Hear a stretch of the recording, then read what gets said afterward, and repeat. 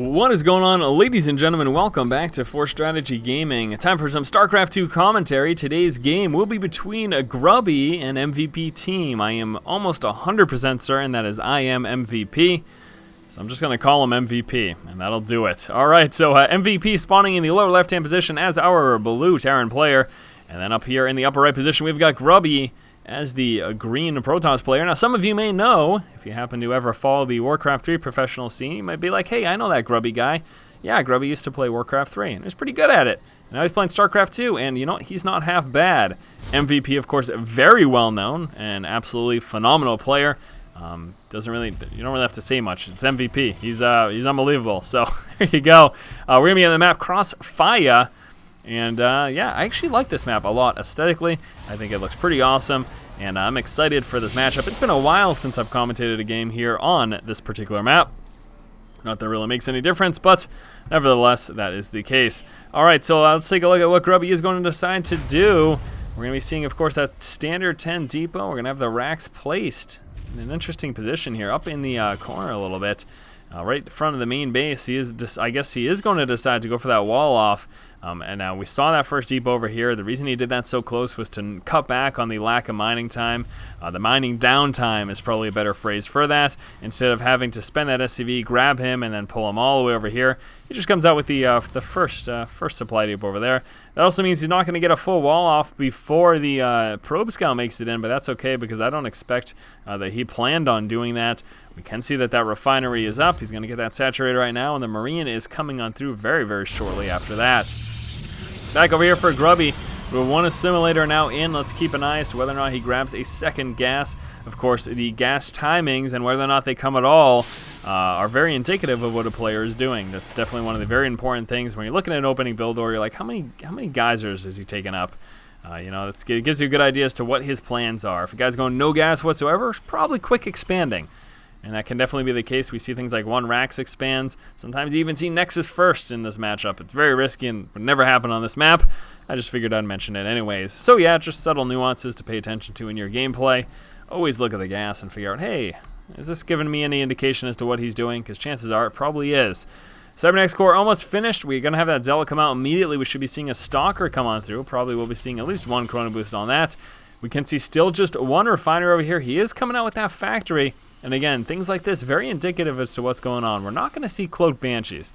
He's getting a second refinery right now, but the fact that he just now is getting that second refinery means that we're not going to see anything too crazily expensive when it comes to teching up. Like Cloaked Banshee seems very unlikely. Now, he may get Banshees. He may even go like Banshee Tank. We may be seeing some sort of an all-in push from him. All sorts of things are possible.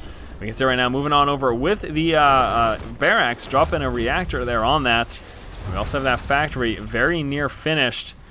And checking out that one gas, he in fact just has one guy on it. Not sure if that is a mistake or not. I'll have to see, wait a little bit longer. He will be fanning out right now with the Stalker Grubby, trying to get some intel, check if there's any secondary scouting going on from that SCV. One Zealot here at the Zelnaga Tower, spotting the SCV, kind of dancing back and forth. We also have a probe over here, so we got full vision for Grubby. He knows what's coming across the center of the map. Only concern would be the sides, so make sure he's going to want to check that, especially against a possibility of any sort of Banshee play. But as we can see over here, opening up, we're going to be seeing double Marine as well as Hellion. Can take a look there. That refinery still has just a single SCV, and again, I have to reinforce the fact that this is very likely on purpose. I don't expect MVP to be making as large of a mistake as not having a fully saturated refinery when he wants one. He is getting just enough gas for exactly what he plans on doing and no more. And there you go. That's what MVP is doing. Now Grubby back over here coming out with an Expo and coming out with 2 more gateways. Also see a Robotics coming out. So open up 1 gate expand, then going into 3 gate Robo. Very standard Protoss play. A little concerned though, because clearly, as you can see, MVP is planning to stay on 1 base. He does not have any plans on expanding anytime soon. Maybe you'll see like a Rax factory opening into expansion, but going the 1-1-1 means he's going to be planning something, and he's planning to do some damage with whatever that something is. Now here comes the medevac, and again, it is Marine Hellion that we'll be seeing. Now something that he can do with this is first of all, gain vision of the high ground with the medevac to stop any force field harass from preventing him from getting in the main base. But obviously with the medevac, you can also drop inside of the main base. So this provides early on MVP with a lot of mobility and the opportunity to do a bit of damage. And we're going to be seeing the Marines move out first. He's probably just stopped trying to prevent the probe scout from seeing what's coming across the map. So he'll be moving out with these Marines, getting control of the center of the map. Now we're going to see the probe actually move on down here. He's just checking the corner, probably looking to see, hey, let me check down over here and path along this direction just to see if there's any drops or any Banshees coming, anything like that. We do have another axe coming out, so MVP clearly planning to stick on one base. Now that he's got that medevac in play, we're going to see that tech lab getting dropped down. We will have the observer moving across the map, so he will be spotting what's going on, but is it going to be too late? That's the question. Scouting is great, but if you don't scout early enough and you're not prepared for a push, things get really scary. MVP planning a one-base all-in here. He's coming out with the Raven. Here comes the siege tanks with siege tech. But first, he begins with some Marine pressure. This is not something you see every day. Unupgraded Marine pressure early on. But look at the damage they're doing. Right now, we can see Grubby just does not have enough to deal with this. At the same time, in the main, we've got some Hellions. They're going to be attempting to go straight for that resource line. Already, we've got 6 workers killed from the Marine at that natural. Hellions doing what they can to add to that number. Now a total of 9 workers that have been killed. Marines still there by the expansion, finally forced back though. Very nice tactic there that we saw from MVP. Now he didn't end up doing too much damage in the main, but again, we did see kill off a total of 9 workers. And you know what he really hoped was going to happen is that Grubby would have been like, oh no, look at those Marines, and just pull all of his forces down and deal with the Marines. And while they were all down here, dropping the Hellions in the main and going to town on that resource line. But again, Grubby was prepared for that and didn't get overwhelmed. And actually, with some micro, moving closer and closer, taking out those Marines. Very nice there by Grubby. And let's take a look at the resources lost now. We can see they are about even. Got to keep in mind, we have an expansion out here. Now, that does not mean that this game's over, because there's still certainly a threat with Siege Tech here, especially with that Raven in play, dropping a point defense drone, preventing those Stalkers from being able to take out those tanks. If we saw a strong push from MVP, it could certainly be effective. We're going to see him pull with SCVs. Are we? Or are we not? Making his way across the map right now, taking a look. He's got a Raven coming out, as well as another tank. So he'll be sitting on 3 tanks. He's got 1 Banshee. He's got his Raven in play. I'm sorry, there's another Banshee that's coming out. I don't know why I called it a Raven. Now, we'll be seeing Grubby move out with his forces. He knows that this is coming, and he is prepared to try to intercept it. And he's going to be moving right up under the tanks. Drops the Guardian Shield. 1 tank is down. 2nd tank gets taken out. He will be forced to push back, though, because that point defense drone is a huge threat early game to the small number of Stalkers that he has. And if he can get this force and get that tank again, that would be beautiful. Moving on down with the Immortal. Going to be target firing down. That Marine fire does a lot of damage, but he gets that tank. And there are, all of a sudden, there are no more tanks. We've got this 1 Banshee, but the Stalkers are going to be able to push them back. And my gosh, this is not looking good for MVP. He will continue his push.